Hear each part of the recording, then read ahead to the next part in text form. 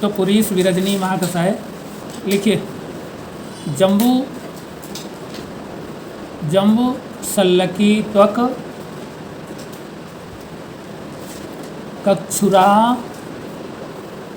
कच्छुरा मधुक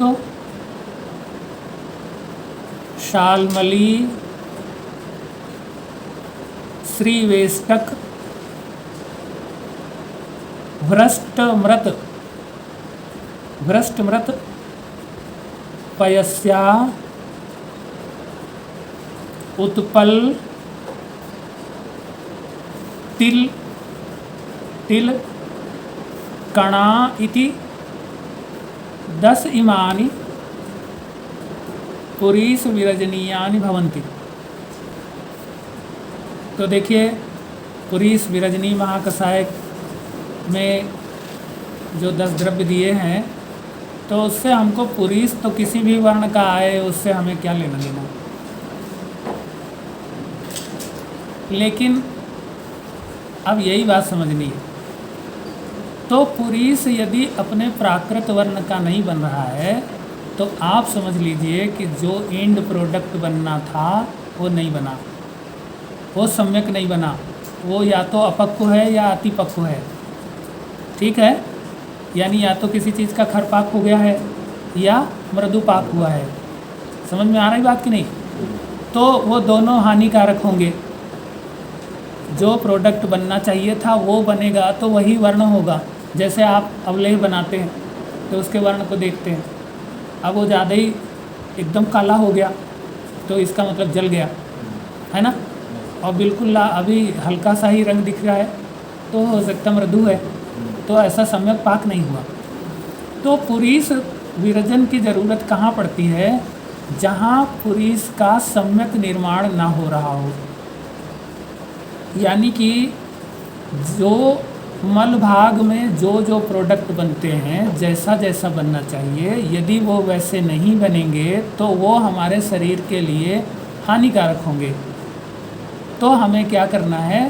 पक्वाशय के पाचन को बढ़ाने के लिए, यानी पक्वाशय में जो एंड प्रोडक्ट बनने वाले हैं उन प्रोडक्ट्स को सही सही निर्माण करने के लिए पुरीस विरजनीय महाकषाय का प्रयोग करना पड़ता है।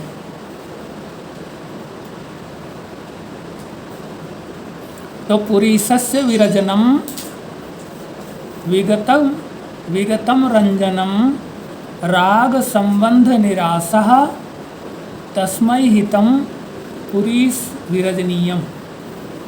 ठीक है, यानी जो पुरीस का रंजन जहाँ विगत हो गया हो, जहाँ चला गया हो, पुरीस का रंग जहाँ नष्ट हो गया हो, ऐसी स्थिति में जो हम राग का संबंध पुरीस के द्वारा पुरीस में कराते हैं उसी क्रिया को पुरीस विरजनीय क्रिया कहते हैं। समझ में आ रही बात? मतलब कि कोई भी द्रव्य जो है वो यदि अपने प्राकृत वर्ण से युक्त नहीं है तो वो द्रव्य प्राकृत नहीं है, वो द्रव्य फिर विकृत है। समझ में आ रहा कि नहीं? yes. इसीलिए प्राकृत वर्ण जो है वो अग्नि की सम्यक क्रिया के द्वारा ही प्राप्त होगा। तो जब पुरीस निर्माण की जो प्रक्रिया जहाँ चल रही है वहाँ की अग्नि अगर दुष्ट होती है तो पुरीस निर्माण सम्यक नहीं हो पाता, अतः उसका वर्ण भी सम्यक नहीं होता, प्राकृत नहीं होता। इसलिए उस प्रकार की अग्नियों को दीप्त करने के लिए हम पुरीस विरजनीय द्रव्यों का प्रयोग चिकित्सा में करते हैं। ठीक है कि नहीं? हाँ, आप लोग बड़ी शंका की नज़र से देख रहे हैं। तो पुरीस विरजनीय द्रव्य जो हैं वो पित्त के मूल को ठीक करके, पित्त का मूल कहाँ है? नाभि स्थान, यानी पुरीस विरजनीय द्रव्य जो है नाभि स्थान पर कार्य करते हैं। नाभि स्थान में जो अग्नि है उसको सम्यक करने का कार्य करते हैं। ठीक है, तो आंत्र में पुरीस का रंजन का कार्य होने लगता है। क्योंकि पुरीस रंजन कैसे होता है ये तो आप जानते हैं कि जो बाइल डक्ट से बाइल आ रहा है उसी के द्वारा पुरीस का रंजन होता है कि नहीं। तो वो क्या है, पित्त है। और वो पित्त कहाँ बनता है, अग्नि स्थान में बनता है। तो अग्नि स्थान कहाँ है, नाभि में है। क्लियर है कि नहीं। इसीलिए नाभि स्थान या अग्नि के मूल स्थान में जो विकृति होती है तो पुरीस का वर्ण सम्यक नहीं होता है। जैसे पांडु रोग में होता है, जैसे कामला रोग में होता है। पांडु, कामला, हलीमक ऐसे रोगों में आप जानते हैं कि पुरीस का जो वर्ण है वो विकृत हो जाता है कि नहीं, बताओ। तो ऐसे में हमें चिकित्सा किसकी करनी है, नाभि स्थान में अग्नि के मूल की चिकित्सा करनी है, ठीक है। और वही चिकित्सा जब हम करते हैं तो उसको हम कहते हैं पुरीस विरजनीय कर्म, ठीक है। हाँ, तो ये द्रव्य जो है अग्नि की क्रिया को सम्यक करते हैं और वायु का अनुलोमन करते हैं। ये दो कार्य जो है प्रमुख रूप से पुरीस विरजनीय द्रव्य किया करते हैं। तो शरीर के जो दोष धातु मल हैं उनमें अपना अपना एक प्राकृत वर्ण होता है और वो प्राकृत वर्ण अग्नि महाभूत के कारण होता है, ये भी आपको पता है। लेकिन यदि जो धातुएं मल जिस दोष के संसर्ग में आते हैं, विकृत दोष के संसर्ग में, प्राकृत नहीं कहेंगे, तो उन धातुओं का, उन मलों का वर्ण जो है वो उस विकृत दोष के समान हो जाया करता है। समझ गए ना। जैसे अगर जो है ना रासभ वर्ण का हो रहा है कोई चीज़ तो हम समझते हैं कि ये वात के द्वारा विकृत है ना। नील हो गया, पीत हो गया, तो फिर हम उसको समझते हैं कि ये पित्त के द्वारा। श्वेत हो गया, शुक्ल हो गया, इस तरीके का वर्ण हो गया तो फिर वो हम कफ के द्वारा। समझ में आ रहा है। तो हम ये तो समझ पाते हैं कि कैसा दोष विकृति हुई है जिसकी वजह से अग्नि अपना सम्यक कार्य नहीं कर पा रही है। अग्नि सम्यक कार्य कब नहीं कर पाएगी, जब दोष विकृत होंगे, चाहे वायु, चाहे पित्त, चाहे कफ। तो अग्नि की विकृति जानने के लिए हमें दोष विकृति या वर्ण को देख करके हम समझ पाएंगे कि अग्नि की विकृति कैसे ठीक करनी है। अगर हमने नील पीत वर्ण देखा तो हमें पित्त की चिकित्सा करनी है, श्वेताभ वर्ण देखा तो कफ की चिकित्सा करनी है, और कृष्णाभ या अरुण वर्ण देखा तो वायु की चिकित्सा करनी है, ठीक है कि नहीं। हाँ, और सम्मिश्रित वर्ण देखा तो फिर मिश्रित दोषों की चिकित्सा करनी है, ठीक है कि नहीं, है ना। तो पुरीस का या किसी भी चीज़ का यदि प्राकृत वर्ण है तो हमारा शरीर स्वस्थ है, हम स्वस्थ की स्थिति में हैं, है ना। क्योंकि सारे जो मार्क हैं, जो फिजियोलॉजिकल मार्क्स हैं, उसमें किसी चीज़ का रहना शरीर के स्वस्थ होने का प्रमाण है, ठीक है। अगर जरा सी भी विकृति वर्ण में आ रही है तो वो विकृत शरीर का या विकृत दोषों का जानकारी हमको मिलती है, ठीक है।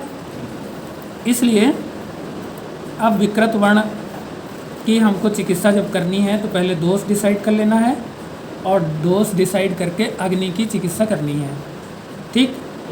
तो जो द्रव्य चय अपचय के बाद गुदा मार्ग से उत्सर्जित होते हैं तथा पुरीस आधान में पुरीस को रंगने वाले पित्त को प्रभावित करते हैं और पक्वाशय में वात पित्त कफ की विकृति को दूर करते हैं, वो द्रव्य पुरीस विरजनीय हुआ करते हैं, ठीक है।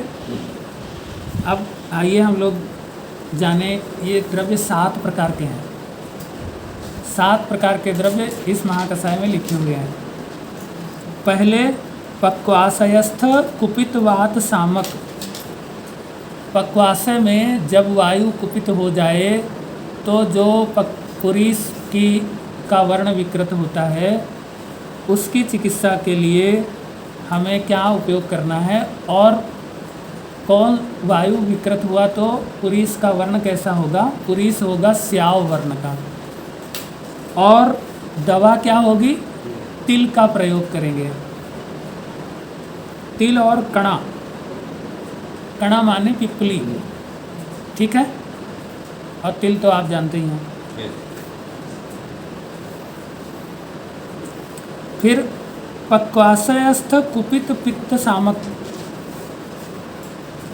अगर पक्वाशय में पित्त कुपित होगा तो हमें पुरीस का वर्ण कैसा पता चलेगा? हारिद्र वर्ण का, रक्त वर्ण का पुरीस होगा। ठीक है, हारिद्र वर्ण हो सकता है या रक्त वर्ण हो सकता है। तो फिर ऐसे पुरीस के वर्ण को प्राकृत करने के लिए धान्यवास और कच्छुरा, कच्छुरा वही है, समझ लीजिए, उसी को कहते हैं, धान्यवास को ही कहते हैं। समझ गया ना? हाँ, वो उसी का पर्याय है। तो उसको आप प्रयोग करेंगे। इसके अलावा अब यदि कफ कुपित है पक्वाशय में तो श्वेताभ वर्ण वसा वर्ण का पुरीस हो सकता है। वसा जैसा, वसा के समान वर्ण हो या श्वेताभ वर्ण हो, तो हम समझेंगे कि पक्वाशय में कफ कुपित है और इसकी चिकित्सा के लिए भ्रष्ट मृत्तिका का प्रयोग करेंगे, भुनी हुई मिट्टी। ठीक है, भुनी हुई मिट्टी का चिकित्सा में प्रयोग करेंगे। फिर यदि पक्वाशय में वात और पित्त कुपित हुए हैं तो पुरीस का वर्ण कृष्ण वर्ण होगा। ठीक है, एकदम काला। ऐसे में हमको चिकित्सा जो है वो मधुक, सालमली और पयस्या के द्वारा करनी है। मधुक है, सालमली है और पयस्या है। ठीक है, अगर पक्वाशय में पित्त और कफ कुपित है तो पुरीस का वर्ण जो है वो हरिताभ होगा, हरित वर्ण होगा। जैसे बच्चे कभी कभी आप देखेंगे हरित वर्ण की जो है ना मल उनका त्याग होता है, तो वहाँ पित्त और कफ विकृत रहते हैं पक्वाशय में। ऐसे में आपको जम्बू का प्रयोग करना है। जम्बू माने जामुन है ना? हाँ।